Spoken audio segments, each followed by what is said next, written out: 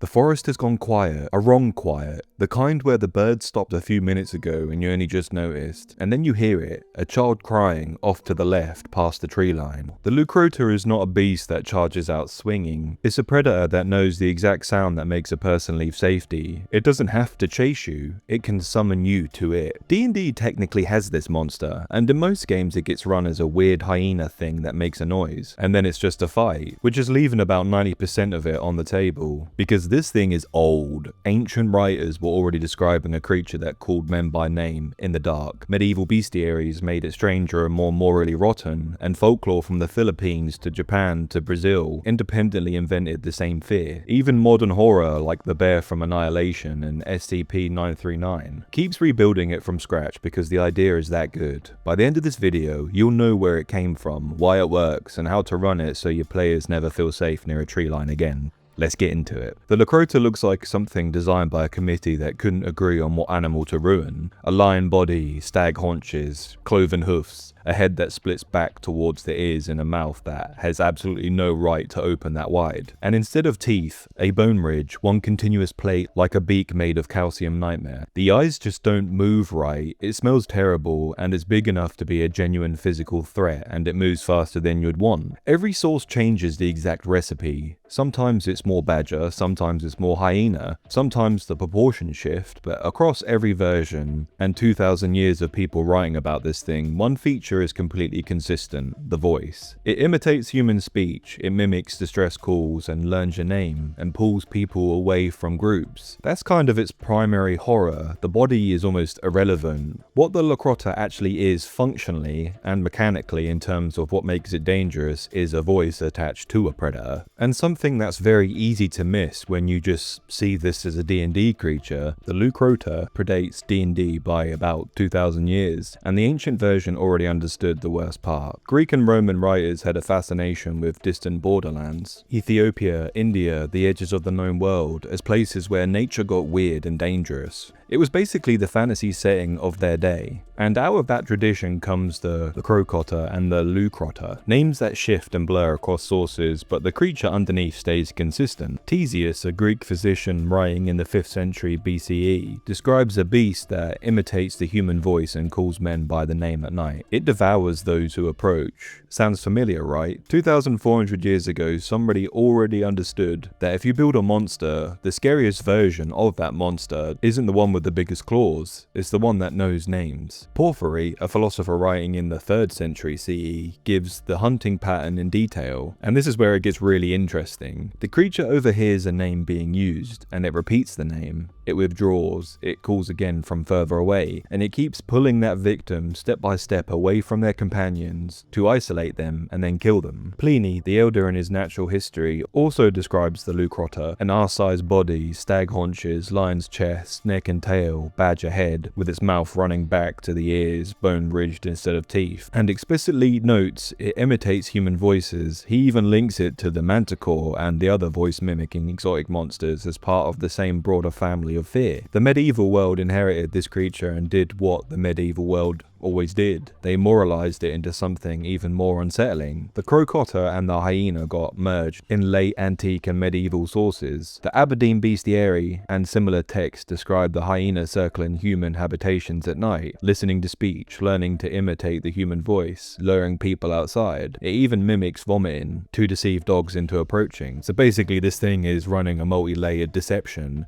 It's not just copying a voice, it's performing illness, it's using the sound of vulnerability as bait for other predators. The mouth running back to the ears, the bone plate eyes that don't shift, their gaze, a fixed wrong stare that medieval writers found deeply disturbing. The crocotte produces men's voices and stares without looking away, its teeth enclosed like a casket. The imagery is grave adjacent throughout: corpse eating, night haunting, tombs, filth, darkness, and a voice that sounds exactly like someone you love. Medieval bestiaries were moralized texts. They used animals as symbols. The hyena crocotta complex became a a symbol of duplicity, false speech, spiritual instability, and divided allegiance, a soul that wears one face and hunts with another. The voice is not just a trick. In the medieval imagination, the false voice is the sound of a false soul. By the time D&D inherits this creature, it has already spent centuries as a monster of wrong bodies and counterfeit humanity, a thing that spent thousands of years being described as a specific horror of a familiar voice coming from the wrong direction. But now let's talk psychology for a moment. Human voices are socially privileged signals. Your brain processes a human voice differently than it processes any other sound. Infants' cries, in particular, are almost impossible to ignore. They're designed to be. The caregiver response to a crying infant is one of the most hardwired reactions in the human nervous system. You don't just decide to respond, you're already responding because the decision catches up. The Leucrotta exploits exactly that. The bite is not the first attack. The first attack is the moment you decide the sound is worth trusting. And this isn't just fantasy logic. Nature already does this. The Margay cats have been documented using calls similar to baby tamarin cries to draw adult monkeys closer. Fork-tailed drongos use deceptive alarm calls to make other animals abandon food so the drongo can steal it. Aggressive mimicry, using a trusted signal to produce a false response. It's a real documented hunting strategy. It's just that no real animal has learned your mother's name. The Leucrotta is what happens when aggressive mimicry learns your mother's voice, basically. And that's kind of like its psychological core. Every folkloric parallel, every modern horror descendant or D&D encounter, all comes back to this. The monster doesn't just make a sound, it makes a specific sound that bypasses your threat assessment, and every culture has a voice in the dark. The details change, but the patterns don't. The sirens don't mimic a loved one exactly, but they use a song to make sailors steer themselves into death. The voice controls movement because violence starts. The water, the rocks, the ship. Those are just geography. The voice is the weapon. The Tiyanak from Philippine folklore is a shape-shifting creature that takes the form of a crying infant. It weaponizes compassion. The sound of a baby in distress is designed to make adult humans move towards it. The Tiyanak knows this. The sound isn't incidental, it's how it hunts. The Awizot, Aztec aquatic creature, mimics babies' cries near water. The victims approach thinking they're helping and are dragged under. It eats eyes, teeth, and fingernails because, of course it does, why not? The Konaki Jiji from Japan takes the form of a crying old man or baby by the road. When you stop to help and lift it, it becomes impossibly heavy and crushes you. The rescue action itself is the trigger and your mercy is the mechanism. The Leshy, a Slavic forest spirit, uses laughter, whistling, bird calls, and in some traditions mimics a specific friend or dying person to lure travelers into the forest. The woods know who you trust. That's the specific horror, not there's a monster in the forest. The forest has done its homework. The Nishi Dak from Bengali tradition is one of the most restrained and therefore disturbing versions. A loved one calls your name in the night. The rules are don't answer the first call, wait for the second or third. This is the monster that generated the etiquette of protocol. These creatures span continents, centuries, and completely separate cultural traditions, and they all agree on the same thing. There is a voice in the dark, it sounds like something you love, and following it is how you die. The reason this works now is the same reason it worked in 400 BCE, because modern horror keeps accidentally reinventing the Leucrotta because the idea is just that good. The bear scene in Annihilation is probably the cleanest modern version. The bear doesn't roar, it screams in a human voice. Specifically, it screams with the voice of its victim, still trapped in its body. The horror is precise. Your final sound can outlive you. Your last scream can become another predator's hunting call. The victim's voice weaponized by the hunter, used to draw the next target. For D&D purposes, the Leucrotta keeps the voices of everyone it has ever killed permanently. Every hunt adds a new voice to the repertoire. SCP-939 is almost pure Leucrotta concept, translated into clinical horror. It uses recorded voices of previous victims to make itself sound distressed. It draws rescuers and then combines lure tactics with disrupted memory so you can't always be sure what you've heard. An SCP-939 layer sounds like a building full of people still alive. Every tunnel, every corridor, someone's calling for help. Again, for D&D purposes, a Leucrotta layer should sound inhabited, not abandoned. The Mandela catalog alternates the same fear from a different angle, not like animal mimicry, but the specific horror of a familiar person being wrong. The loved one is here, just they don't move quite right. They know the right things to say, something is off though, you know? This translates perfectly into using like trusted messengers, sending stones, or dream sequences, or even magical recordings recordings, the Leucrotta doesn't have to be physically present to be running the con, you know? And technically D&D has it right. AD&D first edition called it Sly, noted human voice imitation, and then in second edition it expanded mimicry to man, woman and child, domestic animal in pain. Dragon magazine leaned into the wounded traveler hook. 5th edition gives it mimicry and lets it produce beast sounds and humanoid voices. In that sense, the mechanics are fine, but the presentation of it all is too small.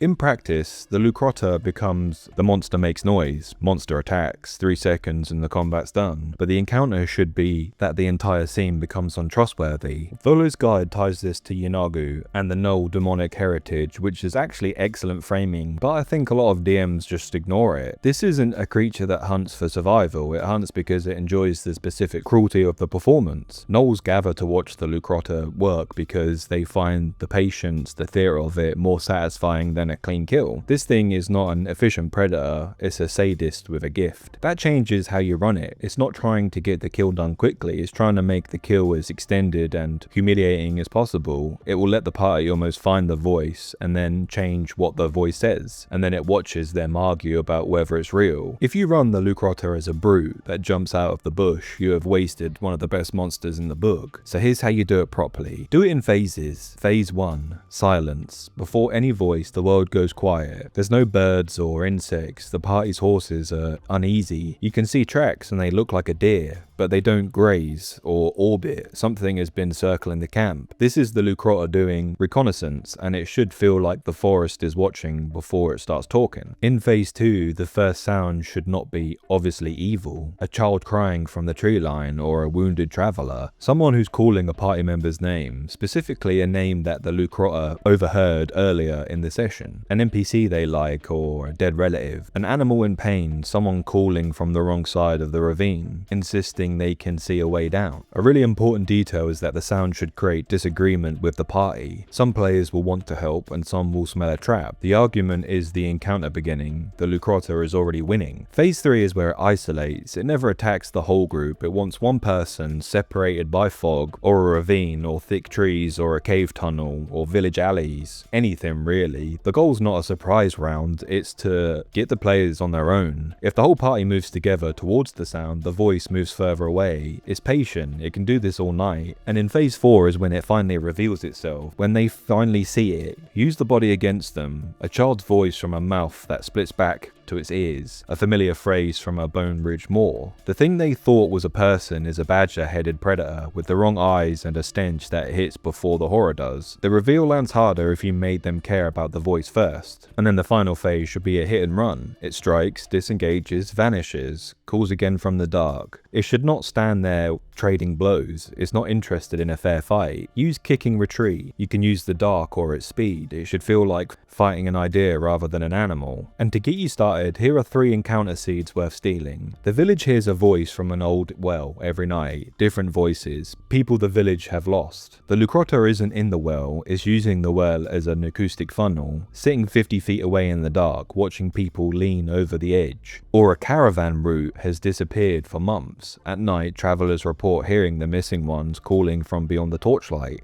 Those voices are from the people the Leucrotta has killed. New victims are lured out by the sound of the old ones. It's recursive, and is building up its library of voices to use later. The last one, which is that the party hears their own dialogue from earlier in the session repeated back from inside a cave system, but with one word changed. At first it feels like an echo, and then it becomes a conversation. What you shouldn't do is make every voice a trap. The best version of this creature runs on uncertainty. Sometimes there really is someone in the danger in the dark. The Leucrotta is going to use that. It's going to let you help people so that it can trick you later. A dragon threatens your body, like liches threaten your soul. A Leucrotta threatens the part of you that still wants to help when someone screams. That's what makes it special. It's not testing your combat ability or your spell slots. It's testing your instincts, your empathy, the thing inside you that has been kept alive through tens of thousands of generations precisely because it responds to distress. The Leucrotta is the wilderness lying to you. It isn't just hiding, it's lying actively, patiently, with malice and intelligence and a voice that sounds like someone you love. The great things about about diving deep into these monsters or creatures is that modern stat blocks and books just seem to forget about everything else other than what a creature can do, like HB, conditions, attacks, bonus actions. But that's just the boring fight. It's everything that leads up to the fight that these monsters and creatures can do that makes them so good. The mind games, the uncertainty, putting tension in the party, it's what D&D should be about, not just getting into a fight and then carrying on with the story. So if you ever used the Leucrotta, if so, give us your favorite stories you have with them. If you're a player, tell us a time that your GM used one of these creatures against you. Or if you had any problems with them and have experiences in fixing that, leave it in the comments below and let's get debating. Thank you for watching, and as always, stay spicy, adventurers.